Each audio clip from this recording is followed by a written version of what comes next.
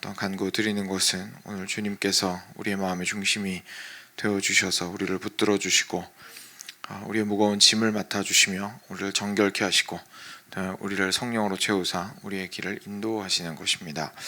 하나님, 우리가 찬양하였던 이 모든 고백들이 저희의 참 진심 어린 저희들의 간구가 되기를 원합니다. 주께서 우리와 함께 하시고 채우심으로 말미암아 저희가 능히 오늘을 살아갈 힘을 얻게 하시고, 그냥 단순히 살아가는 것이 아니라 올바르게 살아갈 수 있는, 하나님의 뜻을 따르며 살아갈 수 있는 선한 인생을 살아갈 수 있는 힘을 주님 안에서 얻을 수 있도록 하여 주시옵소서. 그리스도만 바라볼 수 있도록 주께서 오늘도 시선을 고정시켜 주시며 거기에서 회복되는 참된 기쁨이 오늘도 우리를 다시금 되살리시기를 간절히 간구드립니다. 하나님, 계속 민수기를 보고 있습니다. 주님께서 율법이 저희에게 그냥 단순히 건조한 것으로 다가오는 것이 아니라 율법을 통하여서 드러난 하나님의 그 의도와 뜻과 마음이 저희들을 감동케 하며 또한 주를 더 사랑하게 하시고 이 길을 따라가고자 하는 마음을 더욱더 불러일으켜 주시기를 간구드립니다. 감사합니다. 예수님 이름으로 기도드렸습니다. 아멘. 네, 민수기 8장입니다. 민수기 8장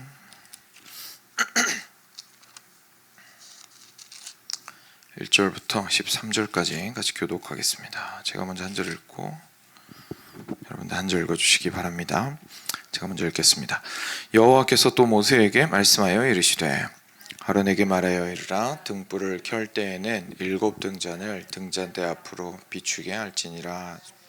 아론은 그리하여 등불을 등잔대 앞으로 비추도록 켰으니 여호와께서 모세에게 명령하심과 같았더라. 이 등잔대의 제작법은 이러하니 곧 금을 쳐서 만든 것인데 밑판에서 그 꽃까지 쳐서 만든 것이라. 모세가 여호와께서 자기에게 보이신 양식을 따라 이 등잔대를 만들었더라. 여호와께서 모세에게 말씀하여 이르시되 이스라엘 자손 중에서 레위인을 데려다가 정결하게 하라. 너는 이같이 하여 그들을 정결하게 하되 곧 속죄의 물을 그들에게 뿌리고 그들에게 그들의 전신을 삭도로 밀게 하고 그 의복을 빨게 하여 몸을 정결하게 하고 또 그들에게 숫송아지 한 마리를 번제물로 기름 섞은 고운 가루를 그 소제물로 가져오게 하고 그 외에 너는 또 소송아지 한 마리를 속죄의 제물로 가져오고 레위인을 회막 앞에 나오게 하고 이스라엘 자손의 온 회중을 모으고 레위인을 여호와 앞에 나오게 하고 이스라엘 자손이 그들에게 안수하게 한 후에 아론이 이스라엘 자손을 위하여 레위인을 흔들어 바치는 제물로 여호와 앞에 드릴지니 이는 그들에게 여호와께 봉사하게 하기 위함이라. 레위인으로 숫송아지들의 머리에 안수하게 하고 내가 그 하나는 속죄의 제물로 하나는 번제물로 여호와께 드려 레위인을 속죄하고. 같이 읽겠습니다. 레위인을 아론과 그의 아들들 앞에 세워 여호와께 요제로 드릴지니라. 아멘. 네.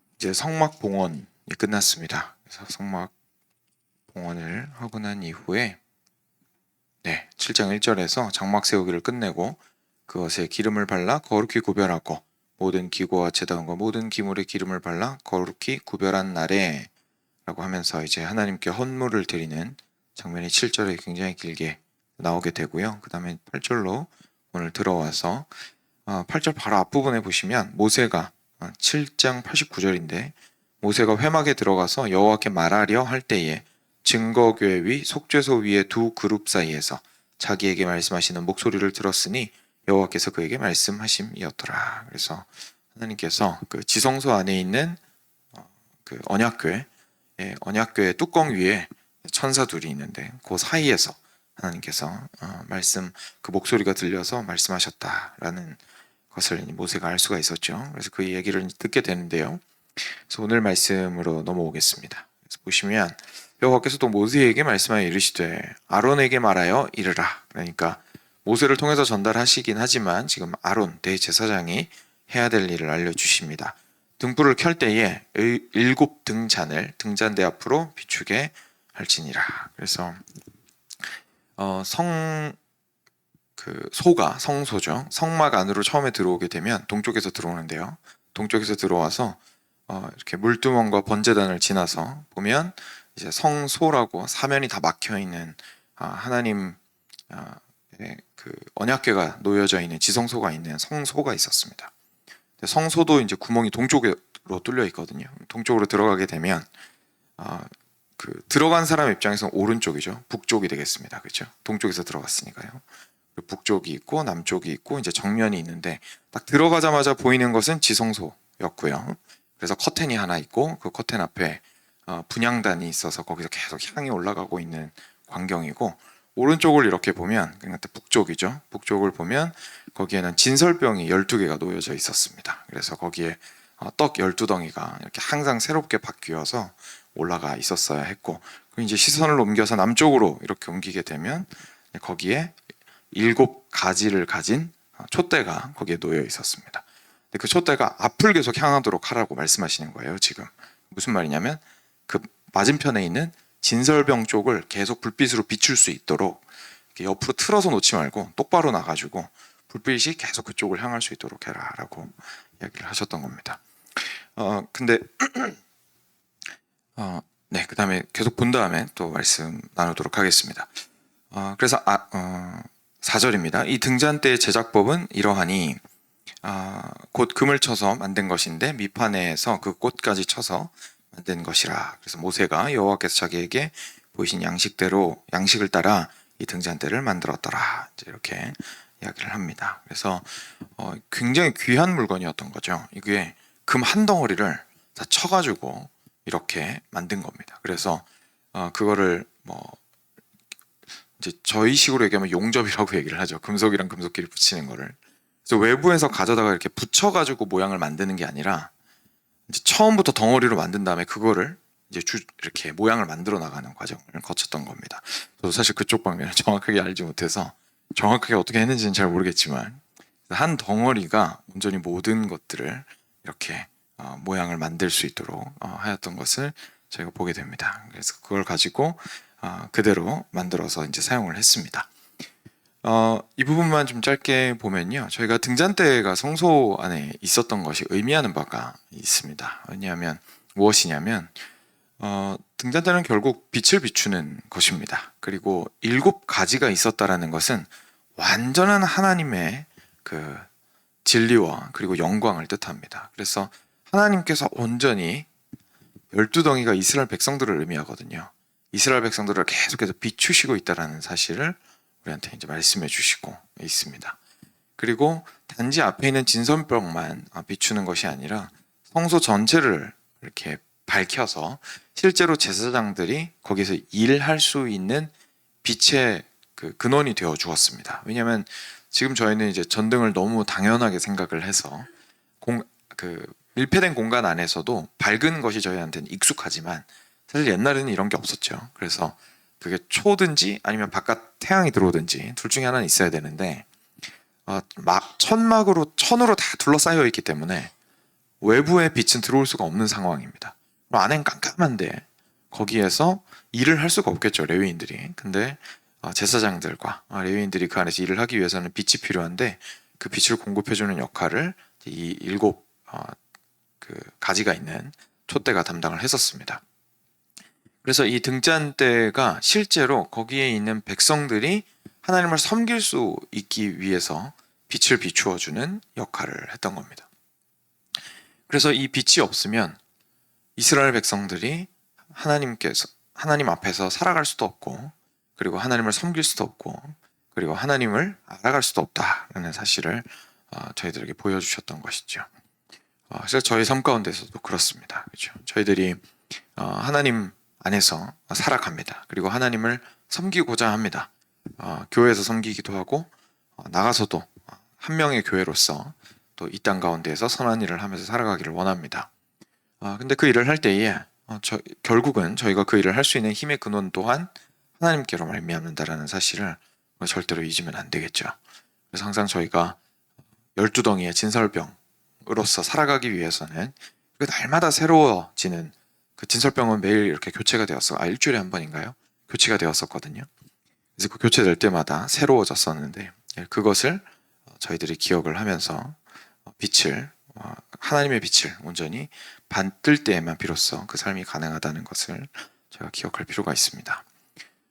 그리고 두 번째로 이 그 촛대가 만들어진 모양이 이제 꽃 모양이 이렇게 있어서 한 그루의 나무에서 7가지가 나온 것 같은 그런 형상을 하고 있었습니다. 근데 이 그 성소 자체가 하나님께서 거하시는 곳이라는 사실을 기억해 본다면 이 등잔대가 또 의미하는 것 중에 하나는 바로 첫 에덴 동산에서 있었던 생명의 나무를 우리한테 의미해 주고 있습니다. 하나님께서 그 에덴 동산에서 이 성소보다 당연히 훨씬 더 넓은 이렇게 땅 면적이었겠지만 하나님께서 거기에서 백성들과 함께 하신다라는 것이 성경이 우리한테 증언하고 있는 것이고, 아담과 하와가 하나님과 항상 거닐면서 교제하였고 그리고 항상 즐겁게 행복하게 살았던 것을 저희가 보게 됩니다. 근데 그 동산에서 굉장히 중요한 것이 단지 동산 중앙에 있는 선과 악을 알게 하는 나무가 아니라, 나무만 있었던 것이 아니라 생명나무도 있었습니다. 그렇죠? 그래서 생명나무를 통해서 하나님께서는 결국 하나님께서 생명의 근원이 되신다는 사실을 보여주고자 하셨습니다. 그래서 그것처럼 이 동산 자체가 하나님께서 거하신다라는 의미에서 이 성소 자체가 에덴 동산을 사실은 본뜨고 있었고요. 그리고 거기에서 생명나무가 있어서 사람들에게 하나님의 생명을 나누어 주시기를 원하셨다라는 것이 의미되었던 것처럼, 이 에덴 동산을 본뜬 성소 안에서는 이 촛대가 등잔이죠. 등잔이 그 빛을 밝힘으로써 그렇게 생명나무의 역할을 하고 있었습니다. 그래서 이건 역시 그 안에서 일하는 레위인들에게나 제사장들에게나, 그리고 그것을 알고 있는 이스라엘 백성들에게나, 그리고 우리들에게나 다시 한번 생각하게 만듭니다. 그렇지, 정말 하나님께서 나의 빛이 되어주시고 나의 생명이 되어주시지 라고 생각을 하게 만드는 부분이죠. 그래서 이것들을 절대로 불도 꺼뜨리면 안 되고, 그래서 이걸 함부로 자기가 생각하는 대로 아무 방향으로나 틀어놔도 안 되고, 그리고 만들 때부터도 자기 마음대로 만들어서도 안 되고, 하나님께서 이것에 의미를 정확하게 부여하셔서 시키는 대로, 분부하신 대로 만들도록, 그리고 불을 관리하도록 하셨습니다. 그래서 오늘 말씀이 알려주시는 것은 모세와 아론이 그대로 했다라고 저희가 보게 됩니다. 이것이 이제 첫 번째 부분이었습니다. 두 번째 부분을 잠깐 보겠습니다. 두 번째 부분은 이제 레위인들이 실제로 사역을 해야 되는데, 그 사역 시작하기 전에 자기를 먼저 하나님 앞에 드려야 했습니다. 그래서 하나님 앞에서 자기를 깨끗하게 하고 자기를 헌신하고, 그리고 나서 자신들이 사역을 시작하게 되었는데요. 그것에 대해서 이야기를 해주고 있습니다. 그래서 6절입니다. 레위인을 데려다가 정결하게 하라. 너는 이같이 하여 그들을 정결하게 하되 곧 속죄의 물을 그들에게 뿌리고 그들에게 그들의 전신을 삭도로 밀게 하고 그 의복을 빨게 하여 몸을 정결하게 하고. 그래서 가장 먼저 몸을 정결하게 해야 했습니다. 그래서 했던 것이 뭐냐면 속죄의 물이라고 해서, 이게 뭐 구체적으로 어떤 물이었는지는 저희가 알 수는 없지만 일단 정결하다고 판단이 되는 그 물을 가지고 이 사람을 속죄하는 용도로 사용을 했던 거죠. 그래서 그 속죄하는 물을 가지고 뿌려서 이 사람을 몸을 씻기고, 깨끗하게 씻기고, 그리고 거기에서 삭도를 가지고 면도를 하는 거죠, 몸을. 그래서 몸에 있는 털들을 다 밀었습니다. 그리고 나서 의복도 빨아서, 옷도 빨아서 깨끗하게 하고, 그리고 몸을 그렇게 정결하게 한 상태에서 이제 번제물을 하나님께 드리고요, 그리고 소제물을 드리고, 그리고 속죄의 제물을 드리게 되었습니다. 그래서 레위인들을 9절입니다. 회막 앞에 나오게 하고 이스라엘 자손의 온 회중을 모으고. 그러니까 여기서부터 좀 흥미로운데요. 그냥 단순하게 제물을 드리라고 하신 것이 아니라 제물을 드리는 제사를 지낼 때 온 백성 보고 다 모이라고 한 겁니다. 그러니까 레위인들이 헌신하는 장면을 이스라엘 백성들로 보게 하신 것이죠. 보게 하신 것이죠. 근데 레위인들이 거기서 모인 다음에 하나님 앞에서 이스라엘 자손들이 그들에게 안수하게 하였습니다. 그래서 아마 뭐 민족의 대표들이 했던지 사람들이 손을 그냥 뻗었든지 정확하게는 알 수 없겠지만, 아마 민족의 대표가 그들에게 몸에 또는 머리에 손을 얹었겠죠. 그래서 머리에 손을 얹고 결국은 이스라엘 백성의 모든 역할을 이 레위인이 대표해서 담당하게 될 것입니다. 라는 뜻으로 이제 그렇게 안수를 하였습니다. 그리고 나서 어떻게 하게 되냐면 아론이 이스라엘 자손을 위하여 레위인을 흔들어 바치는 제물로 여호와 앞에 드릴지니 이는 그들에게 여호와께 봉사하게 하기 위함이라. 혹시 이 말씀 보신 적 있나요? 너무 신기한 말씀입니다. 이스라엘 백성들을 위해서 요제라는 거는 흔들어 바치는 제물인데요. 근데 이제 흔들다라고 하면 좀 약간 그림이 이상하거든요. 그리고 들고 있는 것들을 그릇 안에 가지고 있는 걸 이렇게 요제로 드릴 때 쏟을 수도 있고 해서 아마 들어 올렸다라고 보는 것이 더 맞다고 보통 이야기를 합니다. 그래서 이렇게 하나님 앞에 들어 올려서 하나님께 주님 이거 저희가 주님께 올려드리는 것입니다. 주여 받아주시옵소서 라고 하고 그리고 이제 다시 내려놓는 거죠. 그걸 이제 요제라고 불렀는데요. 근데 요제를 뭘 가지고 요제를 바치라고 얘기합니까? 레위인 자신들을 요제로 하나님께 드릴지어다 라고 얘기를 합니다. 그러니까 레위인들이 요제의 제물이 된 겁니다. 근데 요제는 타서 없어져서 죽어 없어지는 게 아닙니다. 그렇죠? 요제는 그냥 들어 올렸다가 다시 내리는 겁니다. 그러니까 레위인들이 실제로 들어 올렸는지는 모르겠지만 하나님께서 요제로서 이들을 누구를 위한? 이스라엘 백성들을 위한 요제로서 이들을 받으시도록 레위인 자체를 하나님께 요제로 올려드렸다라는 얘기입니다. 그리고 나서 이제 이 사람들이 성막에서 그리고 다른 영역에서 이스라엘 백성들을 위해서 하나님 앞에서 정결한 모습으로 섬길 수가 있었습니다. 그래서 13절에 더 정확하게 나오죠. 레위인을 아론과 그의 아들들 앞에 세워 여호와께 요제로 드릴지니라. 저희가 로마서 12장에 나오는 우리의 삶 자체를 거룩한 산 제사로 드릴 것이고 이것이 우리가 드릴 합당한 예배다라고 표현한 것을 기억하고 있습니다. 근데 과거의 구약시대 같은 경우에는 제사를 피 흘리는 제사를 주로 드렸다 보니까 저희들이 생각할 때 삶으로 드리는 제사는 그냥 단지 신약에 있는 내용이라고 생각을 할 때가 많이 있습니다. 근데 실제 오늘 말씀을 보니까 그렇지 않다는 걸 알게 됩니다. 일단 레위인들이 이스라엘 백성들의 대표성을 띠게 되었다는 것이 확실합니다. 그래서 레위인들 머리 위에 손을 얹어서 이스라엘 백성들을 대신해 레위인들이 풀타임으로 하나님을 섬기는 일을 했던 것이죠. 뒤집어 말하면 사실은 이스라엘 백성도 그렇게 사는 것이 맞지만 하나님께서 주신 현실이 있기 때문에 그렇게 하지는 않게 하시고 대신에 같은 마음과 같은 태도와 같은 영을 가지고 하나님을 섬기라고 우리도 레위인이 섬기는 그 모든 일들이 사실은 제 마음이 가 있는 곳이고 제가 그렇게 섬겼으면 하는 모습입니다 라고 하면서 안수를 하고 실제 풀타임으로 일하는 건 레위인들만 일하게 했던 것이죠. 그래서 레위인들이 하는 일이 실제로 모든 하나님의 백성들이 살아야 하는 모습이었습니다. 하나님 앞에서 살아가는 것이고 하나님만을 위해서 살아가는 것이고 하나님이 나의 삶의 근원이 되시는 것이고 그것이 우리 모든 백성들의 마음의 원이어야 했고 그리고 그런 의미에서 레위인들이 그런 모습으로 살았던 것이죠. 그리고 하나님 앞에서 항상 정결하고 거룩한 모습을 보여야 했고요. 근데 그것만 있는 것이 아니라 레위인들이 자신의 삶 자체를 요제로 하나님께 올려드렸다라고 얘기를 하는 것은 결국 하나님께서 레위인들한테 내가 죽어있는 재물을 기뻐하는 제사를 받는 신이 아니라 내가 원하는 것은 실제로 나의 백성이 나를 위하여 사는 것이다. 나에게 삶 자체가 바쳐진 다음에 요제는 왜냐하면 죽어 없어지는 게 아니지 않습니까?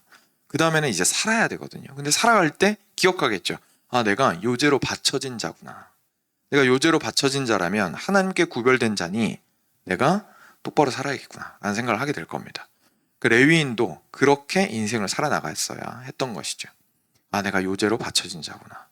그래서 그것이 결국은 신약에서도 이어받아지게 된 것이지 없었던 것을 만들어낸 게 아닙니다. 그래서 삶으로서의 예배, 삶 가운데서 우리가 거룩함을 추구하며 각자 살아가는 삶의 모습은 서로 다를지라도 하나님 앞에서 살아가고자 하고 그리고 앞에 등잔대에서도 저희가 살펴보았듯이 하나님의 빛으로만 그리고 하나님으로부터 오는 생명으로만 내가 오늘 살아간다라는 마음을 항상 마음의 중심에 두고 나의 실제 삶이 깨끗하여지기를 그리고 하나님 앞에서 올바르기를 원하며 살아나가는 것을 하나님께서는 원하셨던 것입니다. 그래서 오늘 말씀을 통해서 저희가 요제로 올려진 레위인들을 통해서 저희의 삶을 어떻게 거룩하게 살아나갈 것인가를 다시 한번 기억해 볼 수 있었으면 좋겠습니다. 이제 삶의 현장으로 각자 가실 텐데 그곳에서 정말 주님께서 함께 해주실 뿐만 아니라 나도 예전에 배웠던 표현 기억나시죠? 코람데오, 하나님 앞에서, 하나님의 빛 앞에서 내가 그 생명과 빛을 온전히 누리며 살아가도록 해주십시오. 그리고 그 안에서 내가 구별된 자로서 살아갈 수 있도록 하십시오.